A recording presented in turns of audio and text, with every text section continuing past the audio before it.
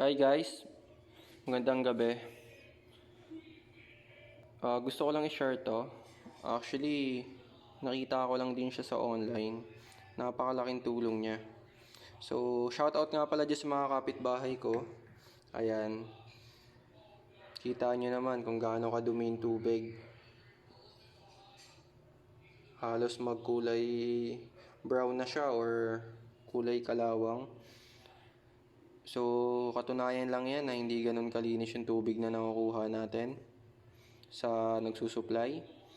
Lalong-lalo na kung dito tayo kumukuha ng pangluto natin, pangsaing, panginit, sa umaga, para magkape, mag-toothbrush, kung ano-ano pa. So, eto, habang naglilinis ako kanina, nakita ko ulit na ganito na ulit kadumi yung filter. So, kailangan ko na naman siyang palitan. Kasi mukhang hindi maganda yan, oh. Kita nyo ba? May flash lang yan, pero pag tinanggal mo yung flash, grabe ka itim yung ano niyan, ayan, oh. Para siyang brown talaga eh.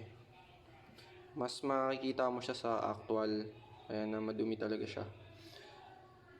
So, yun lang naman so far. Sana makatulong sa inyo.